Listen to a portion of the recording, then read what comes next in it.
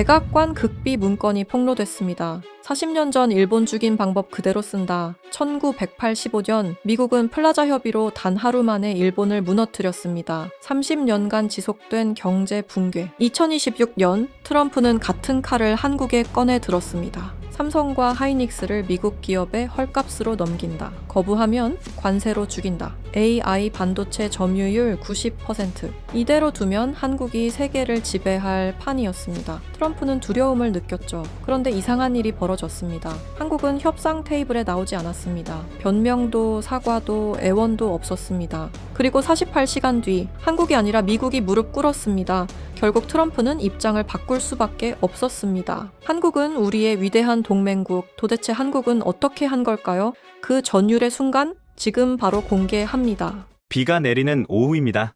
제 인생 최악의 날은 아이러니하게도 제 인생 최고의 날과 똑같은 날씨였습니다. 지금 저는 압류 딱지만 간신히 피한 펜트하우스 소파에 앉아 있습니다. 제 손에 들린 건 진빔 위스키 한 잔이 전부군요. 통장 잔고는 제로, 아니 마이너스입니다. 불과 일주일 전만 해도 저는 워싱턴에서 가장 위험하고 가장 유능한 관료였습니다. 제 이름은 엘리어스 손, 미국 상무부 산업안보국장이었습니다. 25년 동안 저는 미국 기업을 위협하는 외국 회사들을 처리해왔습니다. 프랑스 알스톰을 분해했고 일본 도시바의 팔을 비틀었으며 중국 화웨이의 숨통을 끊어놨죠. 업계에서는 저를 실리콘밸리의 저승사자라고 불렀습니다. 저는 그 별명이 마음에 들었습니다. 저승사자는 감정이 없거든요. 그저 명부에 적힌 대로 영혼을 수거할 뿐이죠. 하지만 솔직해집시다. 저는 애국자가 아니었습니다. 성조기를 위해 일한 적은 단 한 번도 없어요. 저는 오직 제 야망과 제 계좌를 위해서 움직였습니다. 이번 작전만 성공하면 저는 은퇴할 계획이었습니다. 세계 최대 헤지펀드인 블랙스톤에 이사직이 약속되어 있었거든요.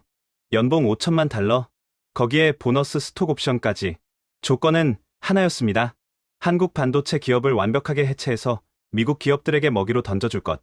명분은 완벽했습니다. 한국이 미국 내 공장 투자를 지연시키고 있다는 것. 55조 원 규모의 투자가 한국 국회 예산 심사에 막혀 있다는 핑계였죠. 사실 흔한 일입니다. 하지만 저는 이걸 전쟁의 구실로 삼았습니다. 시간을 2주 전으로 돌려보죠. 그때 기술 보좌관 베넷 이미 처음으로 제 방을 찾아왔습니다. 한국 이름은 임도현, MIT 공학 박사 출신의 천재였지만 저는 그를 싫어했습니다. 눈빛이 너무 맑았거든요. 저 같은 장사꾼들은 그런 눈을 가진 사람을 본능적으로 경계합니다.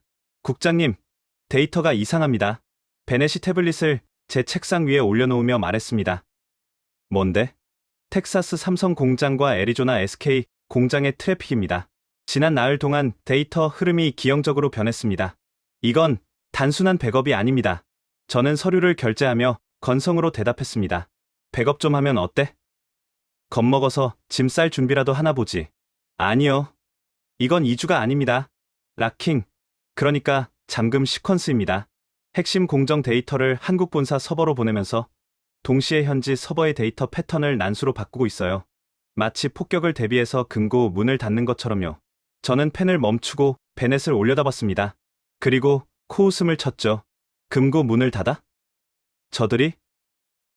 베넷, 자네는 한국을 너무 과대평가해. 그들은 50년 동안 우리의 하청 공장이었어.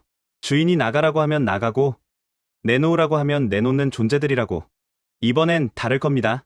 국장님, 그들이 쥐고 있는 건 HBM입니다. 전 세계 인공지능 서버의 90%가 그들 칩으로 돌아갑니다. 구글, 메타, 오픈 AI, 전부 목줄을 잡힌 건 우리라고요. 그래서 저들이 우리한테 칩을 안 팔겠다. 그럼 굶어 죽을 텐데? 수출로 먹고 사는 나라가 미국 시장을 포기한다고? 그건 자살이야. 자살이 아니라 동반 자살을 각오했다면요? 베넷의 목소리가 낮아졌습니다. 대안이 없습니다. 마이크론의 수율은 58%입니다. 한국은 94%고요. 이 격차를 메우려면 최소 5년이 걸립니다. 그 5년 동안 미국 경제는 멈춥니다. 돈으로 시간을 살 수는 없어요. 저는 짜증이 확 밀려왔습니다. 이 친구는 왜 항상 초를 치는 걸까요? 저는 의자를 뒤로 젖히며 차갑게 물었습니다. 베넷, 자네 지금 어느 나라 공무원이야? 미국이야? 한국이야? 베넷의 얼굴이 굳어졌습니다. 모욕감이 스쳐 지나갔지만 그는 감정을 억누르더군요. 저는 팩트를 말씀드리는 겁니다. 국장님, 팩트. 자네가 말하는 팩트는 겁쟁이들의 핑계일 뿐이야. 화웨이 때 기억 안 나? 3달 버티다가 100기 들었어. 한국은 더 약해. 관세 25% 때리면 일주일도 못 가서 살려달라고 빌 거야. 베넷은 한참 동안 저를 바라보다가 조용히 태블릿을 챙겼습니다. 알겠습니다. 경고는 드렸습니다. 나중에 제 탓은 하지 마십시오. 그가 나가고 나서 저는 창밖의 워싱턴 기념탑을 바라봤습니다. 비웃음이 나왔죠. 기술자 놈들은 세상을 몰라. 세상은 기술로 돌아가는 게 아니야. 돈과 힘으로 돌아가는 거지. 그리고 2주 뒤 D-Day, 관세가 발동되었습니다. 저는 새벽 5시에 출근해서 대통령의 소셜 미디어 알람을 기다렸습니다. 그리고 마침내 화면에 그 문장이 떴을 때 저는 쾌재를 불렀습니다. 한국 반도체 전 품목 관세 25% 즉시 부과. 미국을 존중하지 않는 대가를 치르게 될 것이다. 저는 주먹을 불끈 쥐었습니다. 드디어 시작됐다. 곧바로 주식 앱을 켰습니다. 예상대로였습니다. 한국 코스피 지수는 개장과 동시에 수직 낙하하고 있었습니다. 삼성전자 7% 폭락, SK 하이닉스 8% 폭락, 붉은색 숫자들이 비명처럼 쏟아졌습니다. 반면 제 비밀 계좌는 축제였습니다. 저는 전 재산을 털어 한국 지수 하락에 베팅하는 풋옵션을 사뒀거든요. 레버리지만 50배였습니다. 한국이 망할수록 제 돈은 기하급수적으로 불어나는 구조였죠. 오전 9시, 계좌 수익률이 200%를 찍었습니다. 하루 만에 20억 원을 번 겁니다. 저는 사무실에서 혼자 춤이라도 추고 싶었습니다. 봤지? 베넷? 이게 현실이야. 힘이 정이라고. 저는 승리감에 취해 있었습니다. 점심때쯤 스털링 장관이 전화를 걸어와 껄껄 웃더군요. 한국 쪽 반응이 너무 조용해서 싱겁다고요. 그때는 몰랐습니다. 그 조용함이 패배의 침묵이 아니라 폭풍 전야의 고요함이었다는 것을. 한국이 아무런 성명도 반박도 내지 않고 있다는 게 얼마나 소름 끼치는 징조인지 그때 저는 꿈에도 몰랐습니다. 오후 4시 베넷이 다시 뛰어 들어왔습니다. 평소 냉철하던 그의 얼굴이 하얗게 질려 있었습니다. 국장님, 큰일 났습니다. 왜 또? 주가가 너무 떨어져서 한국이 부도라도 났나? 아니요. 사라졌습니다. 뭐가? 엔지니어들이요. 텍사스와 애리조나 공장의 한국인 엔지니어 450명이 지금 이 순간 증발했습니다. 저는 위스키 잔을 든 채 멈칫했습니다. 증발했다니? 그게 무슨 소리야? 베넷이 내민 위성 사진에는 텅 빈 기숙사 주차장만 찍혀 있었습니다. 버스도, 트럭도 없었습니다. 그냥 사람이 지우개로 지운 듯 사라진 겁니다. 그리고 제 책상 위에 전화기가 미친 듯이 울리기 시작했습니다. 발신자는 백악관이었습니다.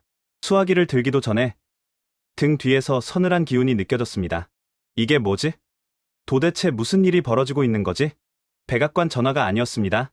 먼저 울린 건 스털링 장관의 전화였습니다. 전화벨 소리가 사무실의 정적을 찢었습니다. 발신자 정보에 뜬 이름은 스털링 장관. 저는 마른 침을 삼키고 수화기를 들었습니다. 국장님, 엘리어스입니다. 엘리어스, 지금 CNN 보도 봤어? 텍사스 삼성 공장 주차장이 텅 비었다는 게 무슨 개소리야? 장관의 고함 소리가 고막을 때렸습니다. 저는 침착하려고 애쓰며 베넷을 곁눈질했습니다. 베넷은 이미 노트북을 펼쳐 위성 데이터와 트래픽 로그를 분석하고 있었습니다. 장관님, 진정하십시오. 아마 교대 시간일 겁니다. 혹은 시위의 일환으로 태업을 하는 걸 수도 있고요. 아시다시피 그들은 노조 활동이 태업, 시위, 장관이 헛웃음을 터뜨렸습니다. 자네, 지금 상황 파악이 전혀 안 되는군. 텍사스 주지사가 방금 나한테 전화했어. 오스틴 공항이 마비됐다고. 한국인 수백 명이 한꺼번에 출국 수속을 밟고 있다잖아. 그들이 짐을 쌌다고. 완전히 출국이라뇨? 비자가 아직 비자고 나발이고 그들이 떠난다고. 당장 확인해. 전화가 끊겼습니다. 뚜. 건조한 신호음이 제 심장을 옥죄어왔습니다. 저는 천천히 수화기를 내려놓고 베넷을 바라봤습니다. 베넷, 설명해. 출국이라니? 그게 물리적으로 가능한가? 450명이 버스를 타고 이동했으면 위성에 잡혔을 거 아냐. 베넷은 창백한 얼굴로 화면을 저에게 돌려주었습니다. 버스가 아닙니다. 국장님, 이것 좀 보세요. 화면에는 텍사스 테일러 시의 도로 CCTV 영상이 재생되고 있었습니다. 버스 대열은 없었습니다. 대신 수백 대의 우버와 리프트 차량, 그리고 개인 승용차들이 개미 떼처럼 흩어지고 있었습니다. 그들은 조직적으로, 하지만 눈에 띄지 않게 개별 이동을 선택한 겁니다. 목적지는 모두 같았습니다. 오스틴 버그스트롬 국제공항 고스트 프로토콜입니다. 베넷이 떨리는 목소리로 말했습니다. 유령처럼 흔적 없이 사라지는 철수 작전입니다. 이건 하루 이틀 만에 계획된 게 아닙니다. 최소 2주 전, 아니 국장님이 관세를 입에 올린 그 순간부터 준비된 겁니다. 베넷이 또 다른 영상을 띄웠습니다. 공장 내부 CCTV 기록이었습니다. 타임스탬프는 2주 전을 가리키고 있었습니다. 영상 속에는 야간 근무조 엔지니어들이 평소처럼 일하는 모습이 담겨 있었습니다. 클린룸 안에서 웨이퍼를 검사하고 데이터를 입력하고 동료와 농담을 주고받는 일상적인 풍경이었습니다. 하지만 베넷이 화면을 확대하자 저는 소름이 돋았습니다. 한 엔지니어가 작업대 서랍을 열고 있었습니다. 그 안에는 업무용 도구가 아니라 가족 사진이 들어 있었습니다. 그는 사진을 꺼내 작업복 안주머니에 넣었습니다. 그 동작이 너무나 자연스러워서 모르고 보면 그냥 물건을 정리하는 것처럼 보였습니다. 저기 보십시오. 베넷이 다른 구역을 가리켰습니다. 또 다른 엔지니어는 개인 노트북을 가방에 넣고 있었습니다. 회사 장비가 아니라 사적인 물건들만 골라서요. 옆에 있던 동료가 그를 보고 고개를 끄덕였습니다. 말은 한마디도 나누지 않았습니다. 그저 눈빛만 교환했을 뿐입니다. 저들은 이미 알고 있었습니다. 베넷의 목소리가 떨렸습니다. 관세가 발동되기 2주 전부터 단계적으로 철수 준비를 시작한 겁니다.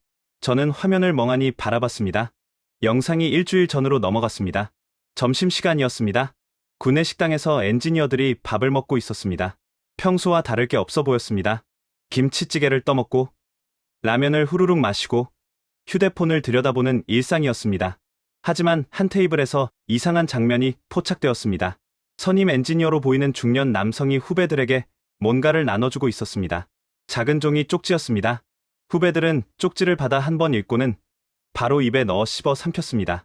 마치 스파이 영화의 한 장면처럼요. 뭐야? 저게? 제가 물었습니다. 집결 시간과 장소입니다. 디지털 흔적을 남기지 않으려고 종이로 전달하고 읽은 즉시 폐기한 겁니다. 휴대폰 메시지나 이메일은 한 통도 없습니다. 미국 정보기관이 감청할 수 없도록요. 베넷이 또 다른 CCTV를 띄웠습니다. 퇴근 시간이었습니다. 엔지니어들이 하나둘 클린룸을 나서고 있었습니다. 한 젊은 엔지니어가 출입문 앞에서 멈췄습니다. 그는 뒤를 돌아 클린룸을 바라봤습니다. 수백억 원짜리 장비들이 형광등 아래서 차갑게 빛나고 있었습니다. 그의 눈가가 촉촉해 보였습니다. 옆에 있던 동료가 그의 어깨를 툭 쳤습니다. 가자. 입모양으로 그렇게 말하는 게 보였습니다. 젊은 엔지니어는 고개를 끄덕이고 돌아섰습니다. 하지만 마지막으로 장비를 향해 허리를 숙여 인사했습니다. 마치 오랜 친구에게 작별을 구하듯이요. 저 사람은 김태우 엔지니어입니다. 베넷이 말했습니다. 5년 전에 한국에서 파견 나왔습니다. 결혼도 미루고 휴가도 반납하면서 저 장비들을 세팅했습니다. 저에게 이런 말을 한 적이 있습니다. 이 기계들은 제 자식 같아요. 밤에 이상한 소리가 나면 잠이 안 와요. 그런 사람이 저렇게 등을 돌린 겁니다. 저는 아무 말도 할 수 없었습니다. 영상이 또 넘어갔습니다. 기숙사 복도였습니다. 밤 11시쯤으로 보였습니다. 엔지니어들이 각자 방에서 나오고 있었습니다. 손에는 작은 캐리어 하나씩만 들고 있었습니다. 5년, 10년 동안 쌓인 짐이 아니라 당장 급한 것만 챙긴 듯한 가벼운 짐이었습니다. 복도 끝에서 한 여성 엔지니어가 울고 있었습니다. 옆에 있던 동료가 그녀를 안아주었습니다. 왜 우는 거지? 제가 물었습니다. 박수진 연구원입니다. 이곳에서 미국인 남자친구를 만났습니다. 결혼 얘기까지 나왔다고 들었습니다. 베넷이 조용히 대답했습니다. 하지만 그녀는 떠나기로 선택했습니다. 개인의 행복보다 조직의 명령을 따른 겁니다. 저는 갑자기 화가 치밀었습니다. 미쳤어. 이게 말이 돼? 21세기에 무슨 북한 특수부대도 아니고 개인의 자유가 있잖아. 안 가겠다고 하면 그만이잖아. 국장님. 베넷이 저를 똑바로 쳐다봤습니다. 그들은 강요받은 게 아닙니다. 스스로 선택한 겁니다. 저도 한국계입니다. 부모님이 80년대에 이민 오셨죠. 저는 미국에서 태어났지만 어릴 때 들은 이야기가 있습니다. 아버지께서 그러셨어요. 우리 민족은 이상한 구석이 있다. 평소에는 제각각 싸우다가도 외부에서 밀어붙이면 똘똘 뭉친다고요. 베넷이 화면 속 엔지니어들을 가리켰습니다. 저들에게 이건 월급 문제가 아닙니다. 자존심 문제입니다. 미국이 너희는 우리 하청이니까 시키는 대로 해라고 말한 순간 저들의 스위치가 켜진 겁니다. 저는 머리를 감싸 쥐었습니다. 2주 전 베넷이 경고했던 바로 그 시점입니다. 그때 저는 비웃었죠. 짐 쌀 준비라도 하나 보지라고요. 그 농담이 현실이 되어 제 목을 조르고 있었습니다. 베넷이 마지막 영상을 띄웠습니다. 새벽 4시, 기숙사 주차장이었습니다.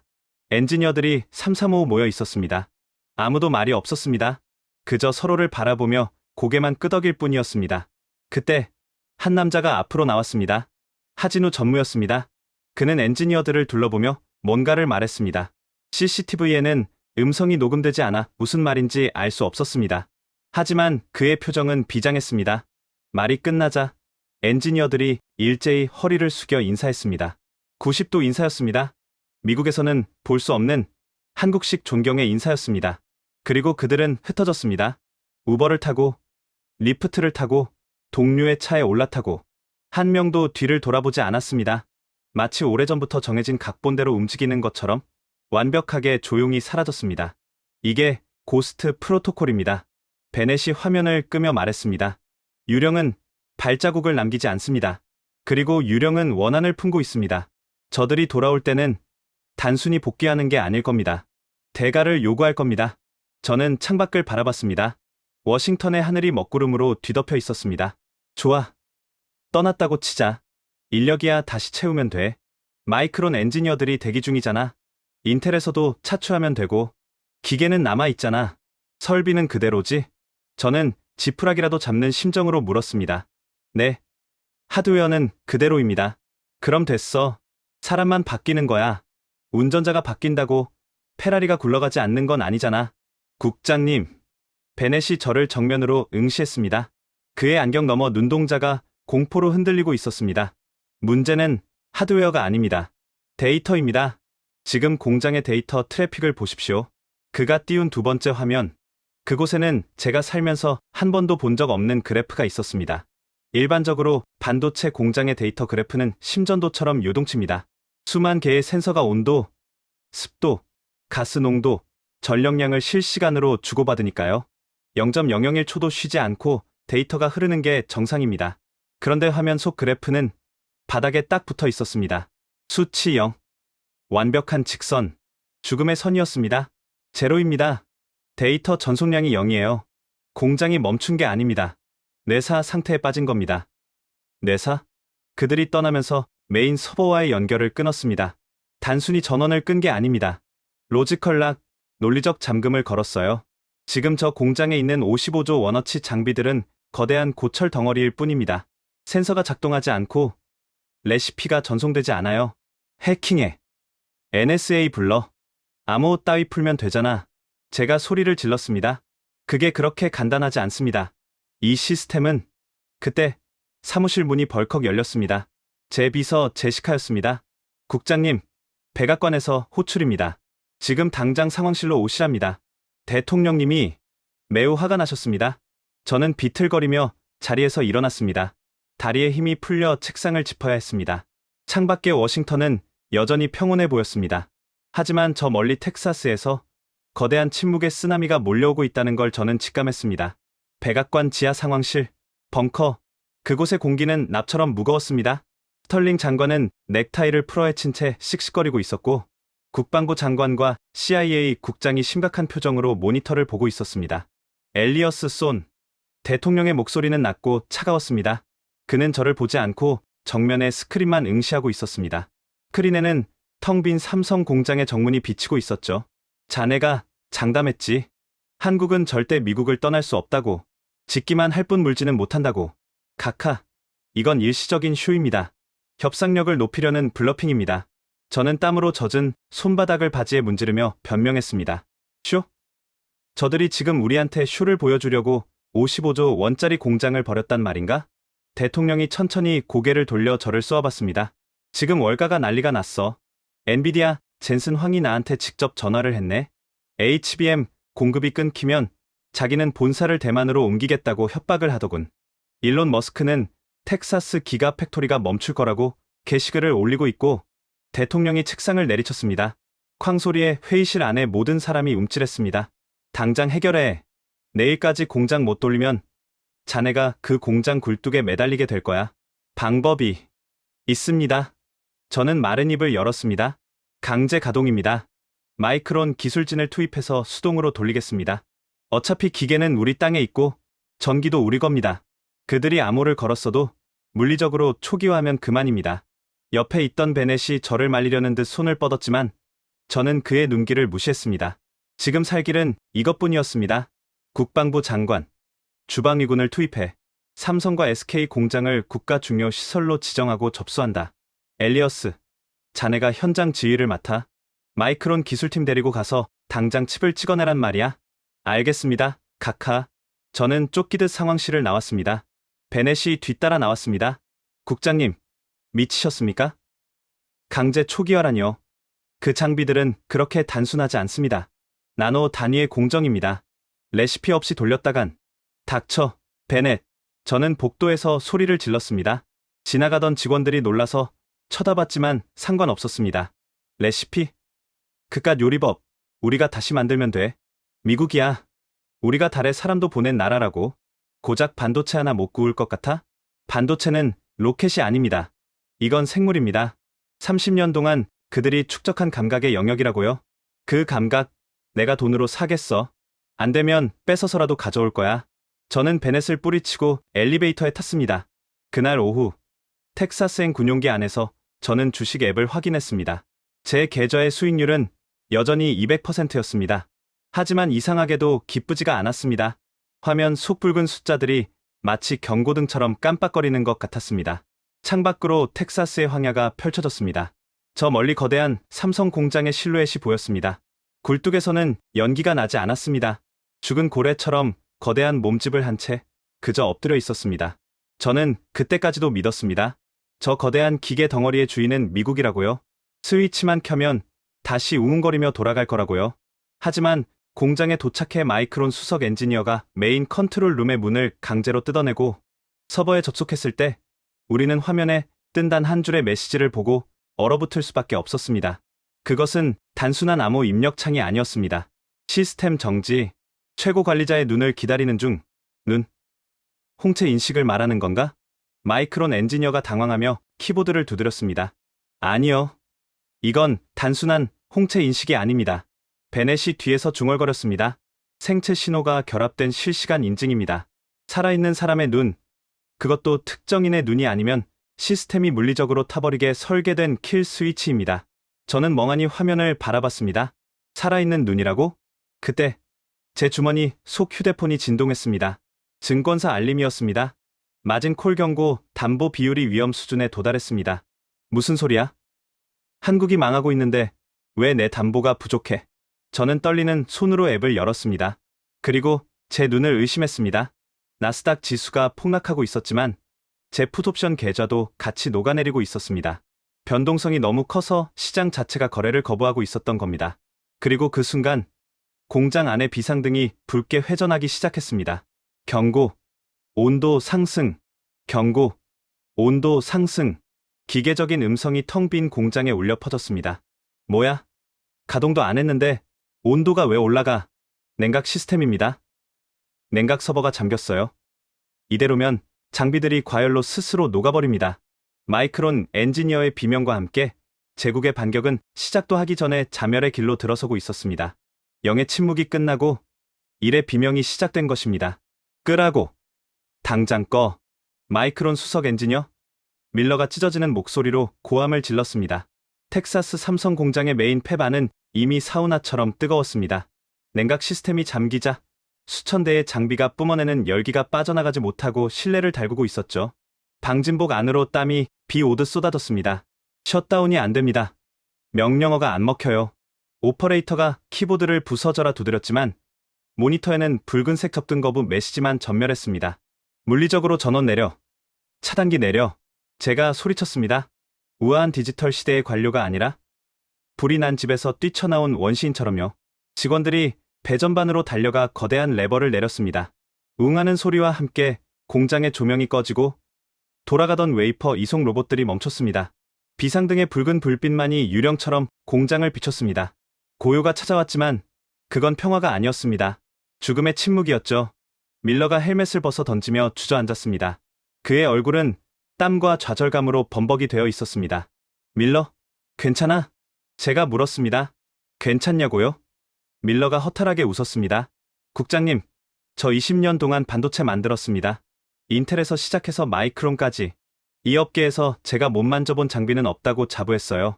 그는 멈춰 선 장비들을 둘러보았습니다. 근데 여기 들어와서 솔직히 말씀드릴게요. 저 겁먹었습니다. 겁. 뭐가 무서워서? 이 장비들이요. 밀러가 가장 가까운 노광기를 가리켰습니다. 네덜란드 ASML에서 만든 극자외선 노광기였습니다. 한 대에 2천억 원이 넘는 지구상에서 가장 비싸고 정밀한 기계였죠. 저도 이 기계 다뤄봤습니다. 아이다호 공장에도 똑같은 모델이 있어요. 근데 여기 것은 다릅니다. 똑같은 기계잖아. 뭐가 다르다는 거야? 밀러가 일어나 노광기 옆으로 걸어갔습니다. 그리고 기계 표면을 손으로 쓸어봤습니다. 보세요. 이 표면. 저도 가까이 가서 봤습니다. 언뜻 보기에는 그냥 매끈한 금속 표면이었습니다. 뭐가? 손때입니다. 밀러가 손가락으로 어떤 부분을 짚었습니다. 여기, 이 부분. 미세하게 반들반들하죠? 누군가가 수천 번, 수만 번 이 부분을 만졌다는 뜻입니다. 그리고 여기, 그가 기계 옆면에 붙어있는 작은 스티커를 가리켰습니다. 한글로 뭔가 적혀 있었습니다. 뭐라고 쓰여 있는 거야? 저는 한글을 읽을 수 없었습니다. 베넷 박사. 베넷이 다가와 스티커를 읽었습니다. 습도 62% 이상이면 웨이퍼 가장자리 0.3 나노 틀어짐. 펜 속도 3% 높일 것. 박정훈. 그게 뭔 소리야? 레시피입니다. 밀러가 한숨을 쉬었습니다. 공식 매뉴얼에는 없는 노하우예요. 누군가가 수년 동안 이 기계와 씨름하면서 알아낸 감입니다. 텍사스의 습도가 특정 수준을 넘으면 웨이퍼에 미세한 오차가 생기는데 그걸 보정하는 방법을 이 사람이 찾아낸 거죠. 밀러가 다른 장비로 걸어갔습니다. 식각 장비였습니다. 여기도 보세요. 장비 옆에는 낡은 노트 한 권이 놓여 있었습니다. 표지에는 식각일지라고 적혀 있었습니다. 역시 한글이었습니다. 밀러가 노트를 펼쳤습니다. 이건 뭐야? 노트에는 빼곡한 한글 글씨와 함께 복잡한 그래프와 숫자들이 적혀 있었습니다. 어떤 페이지에는 커피 자국이 묻어 있었고 어떤 페이지에는 급하게 갈겨 쓴 듯한 메모가 여백을 가득 채우고 있었습니다. 베넷, 읽어봐. 베넷이 노트를 받아들었습니다. 그의 얼굴이 점점 창백해졌습니다. 이건 3년치 데이터입니다. 매일매일의 온도, 습도, 가스 압력 변화에 따른 식각 깊이 오차를 기록해놨어요. 그리고 각각의 상황에서 어떻게 보정했는지 적혀 있습니다. 베넷이 한 페이지를 짚었습니다. 여기 보세요. 텍사스 폭염으로 외부 기온 섭씨 42도, 냉각수 온도 0.7도 상승, 식각 깊이 예상보다 2나노 깊어짐, 가스 주입량 1.2% 줄여서 보정 성공. 다음에 비슷한 상황 오면 이 공식 적용할 것. 그게 중요한 거야? 제가 물었습니다. 국장님. 밀러가 저를 똑바로 쳐다봤습니다. 이 노트 한 권의 가치가 얼마인지 아십니까? 이건 돈으로 살 수 없습니다. ASML이 팔지 않아요. 인텔도 모르고 마이크론도 몰라요. 오직 이 공장에서 이 기계와 함께 3년을 보낸 그 사람만 아는 겁니다. 밀러가 노트를 덮었습니다. 저희가 아이다호에서 같은 장비로 수율 58%를 찍을 때 여기서는 94%를 찍었습니다. 36% 차이요. 그 차이가 어디서 나오는지 아십니까? 이겁니다. 이 손때 묻은 스티커, 이 커피 자국 묻은 노트, 그리고 이걸 쓴 사람의 머릿속에 있는 감이요. 저는 말문이 막혔습니다. 그 사람들이 떠났습니다. 밀러의 목소리가 떨렸습니다. 노트는 남겨뒀지만 이걸 해석할 사람이 없어요. 한글도 문제지만 설령 번역한다 해도 이건 암호입니다. 당사자가 아니면 풀 수 없는 암호예요. 밀러가 주변을 둘러보았습니다. 멈춰선 장비들이 붉은 비상등 아래서 섬뜩하게 빛나고 있었습니다. 저 기계들은 지금 주인을 기다리고 있습니다. 자기를 만져주던 손, 자기한테 말을 걸어주던 목소리, 자기의 기분을 알아주던 사람을요. 우리는 낯선 사람입니다. 저 기계들 입장에서 우리는 침입자예요. 기계가 무슨 감정이 있어? 제가 소리쳤습니다. 감정은 없습니다. 밀러가 고개를 저었습니다. 하지만 기억은 있습니다. 저 기계들의 모든 세팅, 모든 파라미터는 한국 엔지니어들의 손끝에서 조율된 겁니다. 우리가 강제로 돌리면 그 기억과 충돌합니다. 결과는 몇 시간 뒤 냉각 시스템을 우회해서 강제 가동을 재시도했습니다. 공정 중간 단계에 있던 웨이퍼 몇 장이 완성 직전이었거든요. 수율, 확인해. 저는 거친 숨을 몰아쉬며 밀러에게 명령했습니다. 밀러가 휴대용 검사기로 웨이퍼 한 장을 스캔했습니다. 그의 손이 덜덜 떨리고 있었습니다. 침을 꿀꺽 삼키는 소리가 들릴 정도로 긴장된 순간이었습니다. 몇 %야? 밀러는 대답하지 못했습니다. 그저 고개를 저을 뿐이었습니다. 말해, 몇 %냐고. 제가 그의 멱살을 잡고 흔들었습니다. 밀러가 힘없이 중얼거렸습니다. 12%입니다. 뭐, 정상 칩이 100개 중 12개뿐입니다. 나머지는 다 불량이에요. 회로가 녹았거나, 적층이 어긋났거나, 쓰레기입니다. 전량 폐기해야 해요. 저는 바닥에 주저앉을 뻔했습니다. 12%. 삼성과 SK의 평균 수율은 94%였습니다. 마이크론이 죽어라 노력해서 만든 게 58%였고요. 그런데 12%라니 이건 산업 폐기물을 만든 겁니다. 밀러가 불량 웨이퍼를 빛에 비춰보았습니다. 보이십니까, 국장님? 웨이퍼 표면에는 무지개빛 패턴이 새겨져 있었습니다. 아름다웠습니다.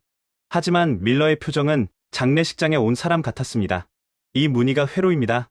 머리카락 두께의 10,000분의 1보다 얇은 선들이에요. 이 선들이 조금이라도 어긋나면 칩은 죽습니다. 그가 웨이퍼의 한 부분을 손가락으로 짚었습니다. 여기, 이 부분, 무늬가 번져 있죠? 시각 깊이가 맞지 않아서 그래요. 아까 그 노트에 적힌 보정값을 적용하지 않았기 때문입니다.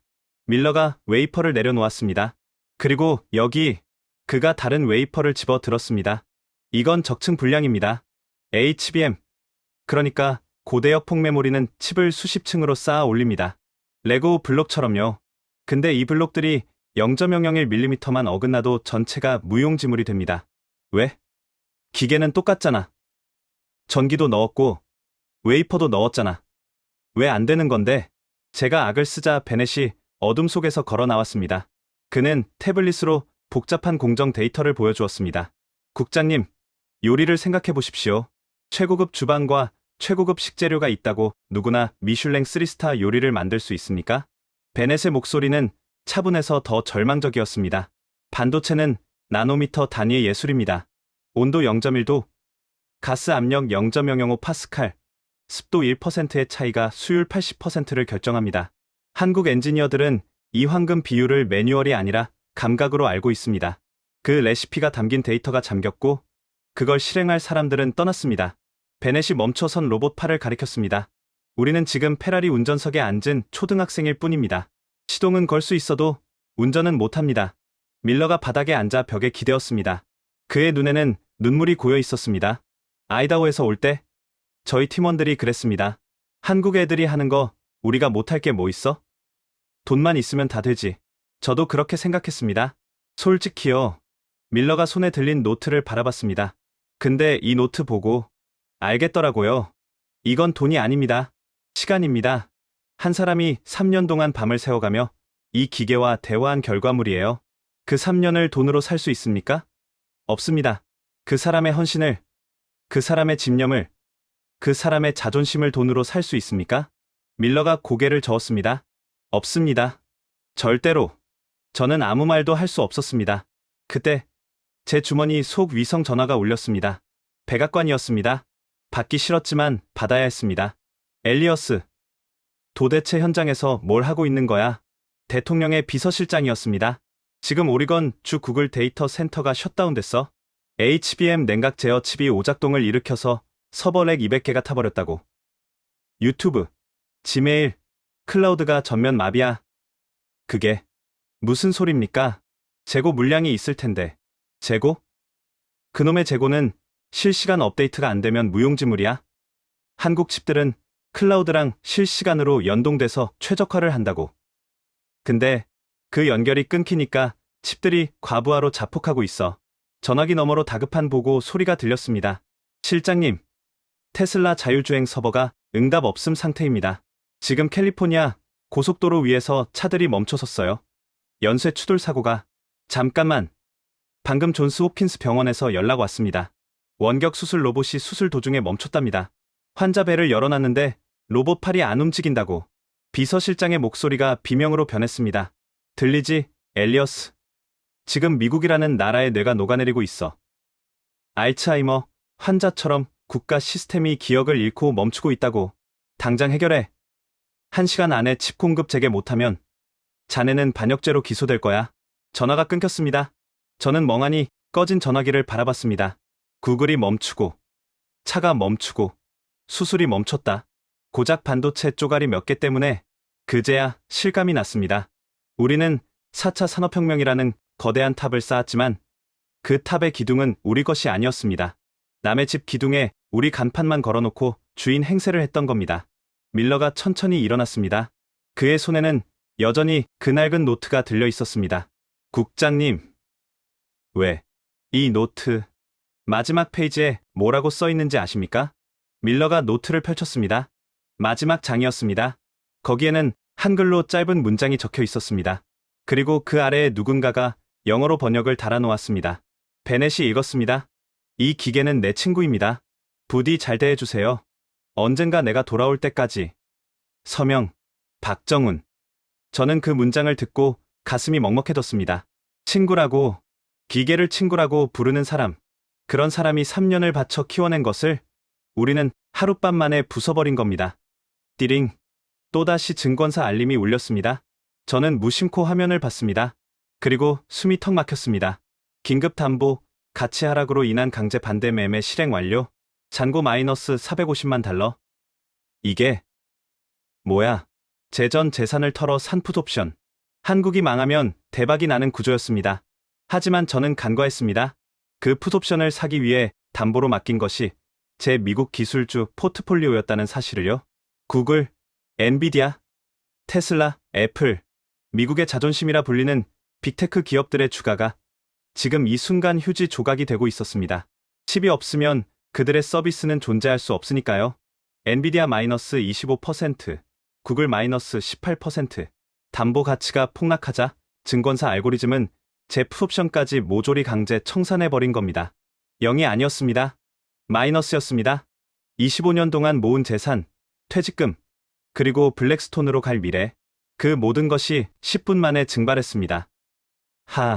저도 모르게 헛웃음이 나왔습니다.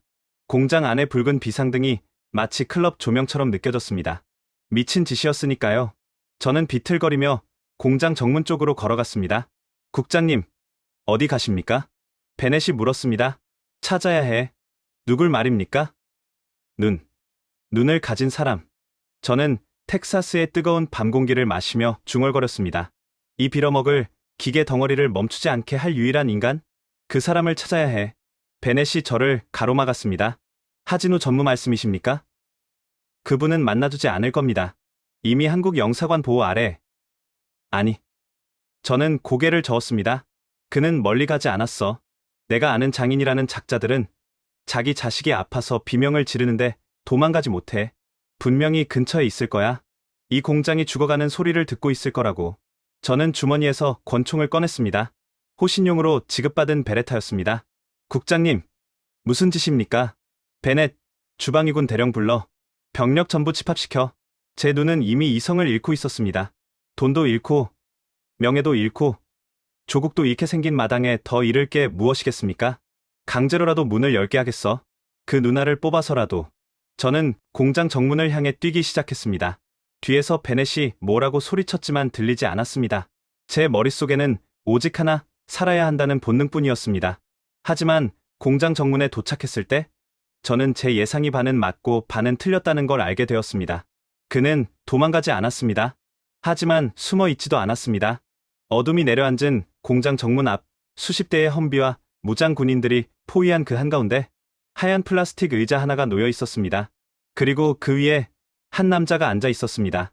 마치 소풍이라도 온 사람처럼 아주 편안한 자세로 말입니다.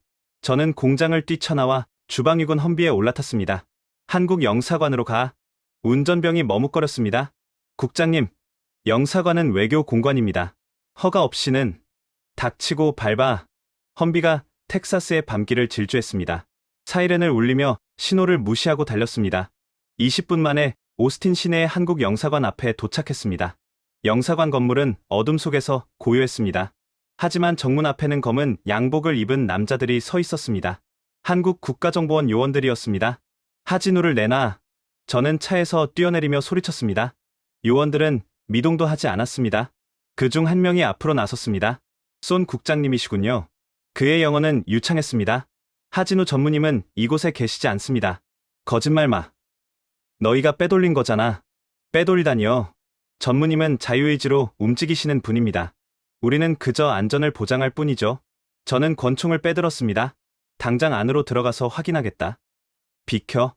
요원이 피식 웃었습니다. 쏘시겠습니까? 외교관을? 그가 주머니에서 신분증을 꺼내 보여줬습니다. 저는 주 휴스턴 대한민국 총영사관 소속 외교관입니다. 저를 쏘는 순간 국제적 외교 사건이 됩니다. 미국이 동맹국 외교관에게 총을 겨눴다? CNN이 좋아하겠군요. 저는 이를 악물었습니다. 손이 부들부들 떨렸습니다. 어디 있어? 하진우가 어디 있냐고. 요원이 어깨를 으쓱했습니다. 글쎄요. 저희도 찾고 있습니다. 전무님은 우리 보호도 거부하셨거든요. 뭐? 전무님은 이렇게 말씀하셨습니다. 도망가면 지는 거다. 나는 내 공장 앞에서 기다리겠다라고요. 무슨 뜻인지는 모르겠지만 저는 멍하니 서 있었습니다. 내 공장 앞에서 기다리겠다. 그때 뒤에서 베넷이 달려왔습니다. 국장님, 기숙사입니다. 기숙사에서 뭔가 발견했답니다. 저는 다시 험비에 올라탔습니다. 기숙사는 공장에서 5분 거리에 있었습니다.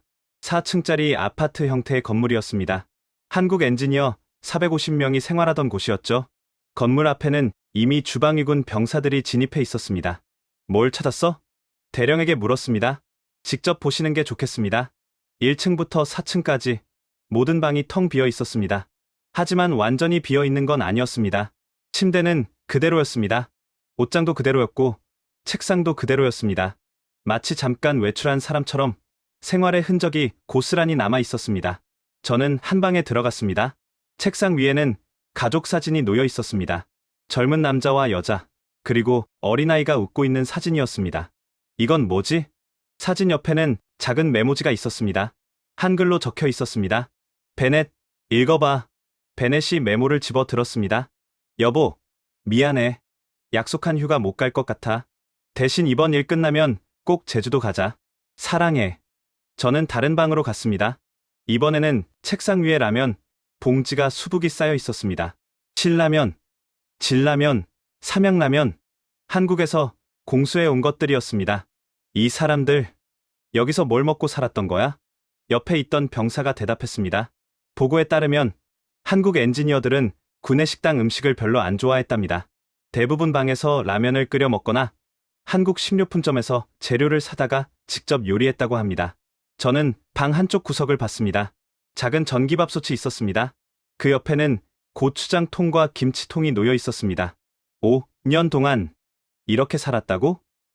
네. 일부는 10년 가까이 되는 사람도 있다고 들었습니다. 저는 묘한 감정이 들었습니다. 이 사람들은 왜 이렇게까지 했을까요? 월급 때문에? 아니, 월급만으로는 설명이 안 됩니다. 가족과 떨어져 살면서, 고향 음식을 그리워하면서, 라면으로 끼니를 때우면서, 그러면서도 10년을 버틴다고요? 3층으로 올라갔습니다. 복도 끝에 있는 방 문이 열려 있었습니다. 다른 방들과는 달리 이 방은 거의 비어 있었습니다. 여긴 하진우 전무의 방입니다. 저는 안으로 들어갔습니다. 방은 놀라울 정도로 검소했습니다. 침대 하나, 책상 하나, 옷장 하나, 그게 전부였습니다. 벽에는 사진 한 장도 없었고 장식품도 없었습니다. 책상 위에는 오래된 노트북 하나만 덩그러니 놓여 있었습니다. 그리고 그 옆에 작은 액자가 하나 있었습니다. 저는 액자를 집어 들었습니다. 흑백 사진이었습니다. 오래된 공장 앞에서 젊은 남자들이 줄지어 서 있는 사진이었습니다. 80년대 초반쯤으로 보였습니다. 모두 작업복을 입고 있었고 얼굴에는 기름때가 묻어 있었습니다. 사진 아래에는 작은 글씨가 적혀 있었습니다. 기흥 반도체 1 공장 준공. 우리는 해냈다. 베넷이 사진을 들여다봤습니다. 저기, 저 사람. 그가 사진 속 한 남자를 가리켰습니다. 맨 앞줄 가운데에 서 있는 젊은 남자였습니다. 눈빛이 날카롭고 턱이 각혔습니다. 하진우 전무입니다. 40여 년 전이네요. 당시 막 입사한 신입 엔지니어였을 겁니다. 저는 사진 속 젊은 하진우를 바라봤습니다. 그는 웃고 있지 않았습니다. 하지만 눈빛에는 불꽃이 타오르고 있었습니다. 그때 한국은 아직 가난한 나라였습니다. 일본과 미국이 반도체 시장을 지배하던 시절이었죠. 그때 저 젊은 남자는 무슨 생각을 하고 있었을까요? 이 사진만 남기고 갔군. 저는 중얼거렸습니다. 다른 건 다 두고 이것만 가져갈 수도 있었는데 왜 남겼을까? 베넷이 조용히 대답했습니다. 메시지 아닐까요? 나는 여기서 시작했다. 그리고 여기서 끝내겠다라는. 그때 무전기가 지직거렸습니다. 대령님, 정문입니다. 정문 앞에 누가 있습니다. 누구? 모르겠습니다. 의자에 앉아서 커피를 마시고 있습니다. 저는 액자를 내려놓고 계단을 뛰어 내려갔습니다. 험비를 타고 공장 정문으로 달렸습니다. 2분도 안 걸렸습니다. 그리고 저는 그 광경을 봤습니다. 차량 헤드라이트가 어둠을 갈랐습니다. 주방위군 험비 20여 대가 텍사스 삼성 공장 정문 앞에 도열했습니다. 엔진 소리가 으르렁거리며 붉은 흙먼지를 일으켰습니다. 수십 개의 헤드라이트가 한 곳을 비추고 있었습니다. 그곳에 그가 있었습니다. 하진우 전무. 그는 도망가지 않았습니다. 어둠 속에서 드러난 그의 모습은 제가 상상했던 것과는 너무나 달랐습니다. 그는 낡은 플라스틱 의자에 앉아 있었습니다. 편의점 앞에나 있을 법한 때가 타서 누르스름한 흰색 의자였습니다. 옷차림도 기가 찼습니다. 삼성 로고가 박힌 회색 작업복 점퍼에 무릎이 튀어나온 청바지, 운동화는 기름때로 얼룩덜룩했습니다. 세계 최대의 반도체 공장을 지휘하는 책임자라기보다는 동네 공원에서 바둑을 두는 아저씨 같았습니다. 그의 앞에는 보온병 하나와 종이컵이 놓여 있었습니다. 저 자가 여기서 뭘 하고 있는 거야? 대령이 어이없다는 듯이 물었습니다. 기다리고 있었던 겁니다. 베넷이 대답했습니다. 우리가 올 줄 알고 있었어요. 아니, 우리가 오기를 원했던 겁니다. 저는 험비 조수석 문을 발로 차듯이 열고 내렸습니다. 땀과 흙먼지가 범벅이 된 셔츠 차림이었습니다. 한 손에는 베레타 권총을 꽉 쥐고 있었습니다. 전조등 켜, 서치라이트. 제 고함에 험비들의 헤드라이트가 일제히 한 곳을 비췄습니다. 눈부신 빛의 기둥이 정문을 향해 쏟아졌습니다. 하진우는 눈도 깜빡이지 않았습니다. 오히려 손을 들어 빛을 가리며 마치 늦게 온 손님을 맞이하듯 말했습니다. 오셨군요. 늦으셨습니다. 커피가 식을 뻔했어요. 하진우. 저는 총구를 그에게 겨눴습니다. 당장 일어선다. 손머리 위로. 주방위군 병사 80명이 일제히 소총을 겨눴습니다. 철컥, 장전 소리가 살벌하게 울려 퍼졌습니다. 하지만 하진우는 미동도 하지 않았습니다. 그는 천천히 종이컵을 들어 올렸습니다. 그리고 한 모금, 아주 여유롭게 마셨습니다. 김이 모락모락 피어올랐습니다. 커피 한잔 하시겠습니까, 국장님? 그의 목소리는 너무나 차분해서 마치 제가 손님으로 찾아온 것 같은 착각이 들 정도였습니다. 유창한 영어가 아니었습니다. 투박한 한국식 발음이었지만 그 안에는 묵직한 힘이 있었습니다. 지금 장난해? 이 공장이 불타고 있어. 네가 만든 기계들이 비명을 지르고 있다고. 저는 화가 나서 소리쳤습니다. 안 들리나? 저 사이렌 소리? 하진우는 고개를 끄덕였습니다. 들립니다. 아주 잘 들리죠. 그는 종이컵을 내려놓고 공장 쪽을 바라봤습니다. 30년 동안 들어온 소리입니다. 기계가 아프다고 우는 소리죠. 그의 눈이 잠시 흔들렸습니다. 아주 미세하게. 하지만 저는 봤습니다. 그 눈 속에 담긴 고통을요. 저 소리가 들릴 때마다 저는 잠을 못 잤습니다. 기계가 아프면 저도 아팠거든요. 이상하죠? 쇳덩이한테 감정이입을 하다니. 하진우가 피식 웃었습니다. 하지만 오늘은 다릅니다. 오늘은 제가 아프게 한 게 아니에요. 당신들이 아프게 한 겁니다. 닥쳐. 당장 락을 풀어. 저는 그에게 다가갔습니다. 총구가 그의 이마를 겨눴습니다. 안 그러면 네 머리에 구멍을 내서라도 누나를 가져갈 거야. 하진우는 천천히 고개를 돌려 저를 올려다봤습니다. 그 눈빛. 저는 평생 그 눈빛을 잊지 못할 겁니다. 두려움? 공포? 아니요. 그 눈에는 연민이 있었습니다. 마치 철없는 어린아이를 보는 어른의 눈빛이었습니다. 쏴보시죠. 하진우가 담담하게 말했습니다. 제 눈을 뽑아 가셔도 소용없습니다. 이 시스템은 단순한 생체 인식이 아닙니다. 제 맥박, 제 체온, 그리고 동공의 미세한 움직임까지 실시간으로 체크합니다. 죽은 눈은 인식하지 않습니다. 뽑힌 눈도 인식하지 않습니다. 거짓말 마. 그리고 하나 더. 제가 죽거나 의식을 잃는 순간 공장의 모든 데이터는 영구 삭제됩니다. 복구가 아니라 소각입니다. 그는 주머니에서 스마트폰을 꺼내 화면을 보여주었습니다. 블루 아이 프로토콜 대기 중. 심박수 정상. 생체 신호 연결됨. 제 심장이 멈추면 이 공장은 55조 원짜리 고철이 됩니다. 그리고 미국은 10년 동안 반도체 암흑기를 맞이하겠죠? 저는 멈칫했습니다. 손이 부들부들 떨렸습니다. 쏠 수 없었습니다. 그를 죽이는 순간 제 인생도 미국의 미래도 끝장이니까요. 원하는 게 뭐야? 돈? 돈이라면 얼마든지 줄게. 블랙스톤 자금이라도 끌어와서. 돈. 하진우가 피식 웃었습니다. 비웃음이 아니었습니다. 씁쓸한 웃음이었습니다. 그는 다시 커피를 한 모금 마셨습니다. 달달한 믹스커피 향이 화약 냄새 진동하는 공기를 갈랐습니다.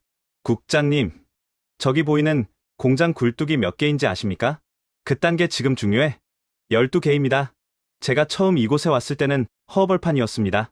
뱀이 나오고 코요테가 울어대는 황무지였죠. 하진우의 시선이 먼 곳을 향했습니다. 그 땅의 말뚝을 밟고 밤을 새워가며 공장을 지었습니다. 한국에서 온 엔지니어들이 라면을 끓여 먹으며 버텼습니다. 집에 못 간 지 3년이 넘은 직원도 있습니다. 아이가 태어나는 걸 영상 통화로만 본 직원도 있고요. 그의 목소리가 조금씩 떨렸습니다. 아까 기숙사 보셨죠? 저는 움찔했습니다. 라면 봉지 쌓여 있는 거, 전기밥솥 옆에 고추장 놓여 있는 거. 그게 우리 직원들의 5년입니다. 10년입니다. 가족과 떨어져서 고향 음식 그리워하면서 명절에도 못 가면서 그렇게 버틴 겁니다. 하진우가 저를 똑바로 쳐다봤습니다. 우리는 돈 때문에 일한 게 아닙니다. 자존심이었습니다. 일본이 못하고 미국이 포기한 기술을 우리가 해냈다는 자부심. 그거 하나로 버텼습니다. 그런데 당신들은 우리를 뭐라고 불렀습니까? 사청업체? 식민지? 돈 주면 꼬리 흔드는 게 우리가 투자했잖아. 세금 감면해주고 부지도 줬잖아. 건물은 당신들이 줬을지 몰라도 영혼은 우리가 불어넣었습니다. 하진우가 자리에서 일어났습니다. 이 공장의 주인은 자본이 아닙니다. 기술입니다. 그리고 그 기술은 사람에게서 나옵니다. 당신들이 무시하고 모욕하고 쫓아내려 했던 그 사람들 말입니다. 그때 주방위군 대령이 저에게 다가왔습니다. 국장님, 백악관입니다. 대통령님께서 직접 통화를 원하십니다. 저는 전화를 받았습니다. 엘리어스, 상황 보고해. 문 열었어? 카카, 그게 상황이 복잡합니다. 인질이고 나발이고 당장 열어. 지금 나스닥 선물이 10% 더 폭락했어. 애플팀, 쿡이 내 집무실에 와서 소리를 지르고 있다고. 아이폰 생산 라인이 멈춘대. 카카, 저 차를 건드리면 공장이 폭파됩니다. 데이터가 다 날아갑니다. 방법이 없습니다. 설득해야 합니다. 아니, 빌어야 합니다. 빌어? 미합 중국 대통령이 고작 공장장 나부랭이한테 빌라고? 카카, 지금 자존심 세울 때가 아닙니다. 미국이 죽어가고 있습니다. 제가 소리를 질렀습니다.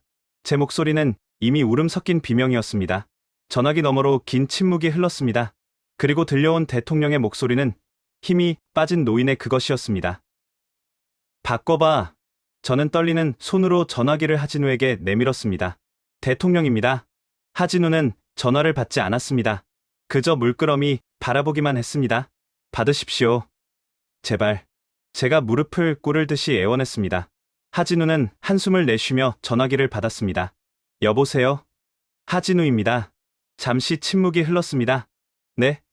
알고 있습니다. 관세 철회, 기술 이전 강요 금지, 그리고 공식 사과. 또 잠시 침묵. 아니요. 대통령님. 말로 하는 사과 말고 문서로 주십시오. 백악관 관인이 찍힌 공식 외교 문서로요. 팩스로 지금 당장 보내시죠. 이 공장 팩스 번호는. 그는 팩스 번호를 읊어주고는 전화를 끊었습니다. 그리고 다시 의자에 앉아 남은 커피를 마셨습니다. 기다리시죠. 문서 올 때까지. 그는 다시 평범한 동네 아저씨로 돌아갔습니다. 80명의 무장 군인과 저는 멍하니 서 있을 수밖에 없었습니다. 세계 최강대국의 군대가 믹스커피를 마시는 중년 남성 한 명에게 제압당한 순간이었습니다. 30분 뒤 공장 경비실의 팩스 기계가 요란하게 울리기 시작했습니다. 찌익, 찌익. 종이가 토해져 나왔습니다. 미합 중국 대통령 행정 명령. 제1호 대한민국 반도체에 대한 모든 관세 및 제재 즉각 철회. 제2호 양국 간 기술 동맹 강화 및 한국 기업의 자율성 보장. 하진우는 종이를 집어들고 꼼꼼히 읽어보았습니다. 마치 마트 영수증을 확인하듯이요. 오타가 있네요. 여기 언컨디셔널 철자가 틀렸습니다. 그는 농담처럼 말하고는 종이를 접어 주머니에 넣었습니다. 그리고 주머니에서 안경을 꺼냈었습니다. 베넷 박사, 거기 있나? 어둠 속에서 베넷이 걸어 나왔습니다. 네, 전무님. 노트북 가져와. 락 푼다. 하진우가 베넷의 노트북에 자신의 홍채를 인식시켰습니다. 신원 확인, 최고 관리자 하진우. 시스템 잠금 해제 중. 냉각 시스템 재가동 중. 웅하는 소리와 함께 공장의 거대한 팬이 다시 돌아가기 시작했습니다.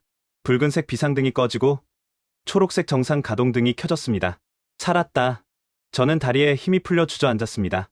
흙바닥에 엉덩이를 대고 앉아 돌아가는 공장의 불빛을 멍하니 바라봤습니다. 아름다웠습니다. 그 어떤 보석보다, 그 어떤 마천루보다 아름다운 불빛이었습니다. 하진우 전무가 저에게 다가왔습니다. 그는 주머니에서 믹스커피 스틱 하나를 꺼내 제 앞에 툭 던졌습니다. 한잔하시죠. 한국산입니다. 달달하니 스트레스 풀릴 겁니다. 그리고 그는 뒤도 돌아보지 않고 공장 안으로 걸어 들어갔습니다. 그의 뒷모습이 점점 작아졌지만 제 눈에는 그 어떤 거인보다 크게 보였습니다. 저는 떨리는 손으로 믹스커피 봉지를 뜯었습니다. 종이컵도 없어서 입에 털어 넣었습니다. 달았습니다. 그리고 썼습니다. 패배의 맛이었습니다. 아니, 어쩌면 진정한 주인을 알아본 세입자의 안도감이었을지도 모릅니다. 그날 밤, 텍사스의 별들은 유난히 밝았습니다. 하지만 저는 알았습니다. 저 별들보다 더 빛나는 것은 30년 동안 이 땅을 지켜온 그들의 땀방울이었다는 것을요. 엘리어스, 짐 챙겨. 스털링 장관의 목소리는 건조했습니다. 저는 텍사스에서 돌아온 지 4시간 만에 다시 백악관으로 호출되었습니다. 하지만 이번에는 상황실이 아니었습니다. 대통령 집무실 옆에 딸린 작은 대기실이었습니다. 해고입니까? 해고? 그 정도로 끝날 줄 알았나? 연방수사국이 자네 계좌를 압수수색했어. 맞은 콜 터진 거 다 봤다더군. 직권남용, 내부자 거래, 국가안보 위협, 변호사 선임 비용이나 남겨뒀나 모르겠네. 저는 고개를 떨궜습니다. 제가 시키는 대로 했을 뿐입니다. 장관님도 동의하셨잖아요. 나는 자네한테 한국을 길들이라고 했지. 미국을 망치라고 한 적 없어. 스털링 장관은 냉정하게 등을 돌렸습니다. 대통령님은 자네를 모른다고 하실 거야. 모든 책임은 자네 혼자 지는 걸세. 그게 관료의 숙명이지. 그때 집무실 문이 열리고 웅성거리는 소리가 들렸습니다. 독일 총리와의 화상회담이 끝난 직후였습니다. 네, 총리님. 압니다. 한국은 우리의 소중한 파트너입니다. 오해를 풀 겁니다. 대통령의 목소리가 들렸습니다. 관세? 무슨 관세 말씀입니까? 아, 그건 실무진의 실수였습니다. 25%라니요. 당치도 않습니다. 우리는 자유무역의 수호자입니다. 실무진의 실수. 제 25년 공직 생활이 단 한마디로 부정당하는 순간이었습니다. 대통령이 대기실로 나왔습니다. 저를 보자마자 인상을 찌푸리더군요. 아직도 안 갔나? 꼴도 보기 싫으니까 당장 치워. 대통령은 곧바로 기자회견장으로 향했습니다. 저는 TV 화면을 통해 그 장면을 지켜봤습니다. 백악관 브리핑룸 연단에 선 대통령은 언제 그랬냐는 듯 환한 미소를 짓고 있었습니다. 존경하는 국민 여러분, 그리고 전 세계 동맹국 여러분. 대통령이 양팔을 벌렸습니다. 오늘 우리는 위대한 승리를 거뒀습니다. 한국 정부와 긴밀한 협의 끝에 우리는 더욱 강력한 기술 동맹을 맺기로 합의했습니다. 기자들이 웅성거렸습니다. 관세는 어떻게 되는 겁니까? 관세는 없습니다. 제로입니다. 오히려 우리는 한국 기업의 미국 투자를 전폭적으로 지원할 겁니다. 세제 혜택, 인프라 지원, 모든 것을 아끼지 않을 겁니다. 대통령은 주먹을 불끈 쥐었습니다. 한국은 단순한 파트너가 아닙니다. 미국의 미래를 함께 설계할 형제입니다. 삼성과 SK의 기술력은 세계 최고이며 우리는 그들을 존중합니다. 존중. 불과 48시간 전만 해도 배은망덕한 나라. 약속을 어긴 대가를 운운하던 입에서 나온 단어였습니다. 그리고 이 모든 합의를 이끌어낸 건 저희 탁월한 외교력 덕분입니다. 대통령은 자화자찬을 늘어놓으며 엄지를 치켜세웠습니다. 저는 TV를 껐습니다. 씁쓸했습니다. 하지만 억울하지는 않았습니다.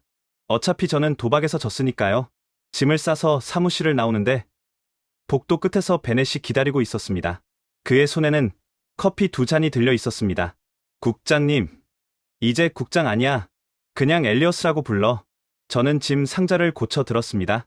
갈 곳은 있습니까? 글쎄, 펜트하우스는 압류당했고 계좌는 동결됐어. 아마 국선 변호사를 써야 할 거야. 베넷은 말없이 커피를 건넸습니다. 믹스커피였습니다. 하진우 전무님이 챙겨주신 겁니다. 국장님 드리라고요. 저는 헛웃음이 나왔습니다. 그 사람 참 뒤끝 없네. 전무님이 그러시더군요. 기술은 사람을 위해 존재하는 거라고. 사람을 죽이는 기술은 기술이 아니라 흉기라고요. 저는 커피를 한 모금 마셨습니다. 달았습니다. 그리고 따뜻했습니다. 베넷, 자네 말이 맞았어.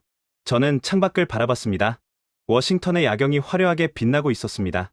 우리는 저 불빛의 주인인 줄 알았지. 하지만 아니었어. 네. 우리는 세입자였어. 아주 오만하고 시끄러운 세입자. 저는 짐 상자 맨 위에 놓인 사진 액자를 바라봤습니다. 25년 전 제가 처음 공직에 들어왔을 때 찍은 사진이었습니다.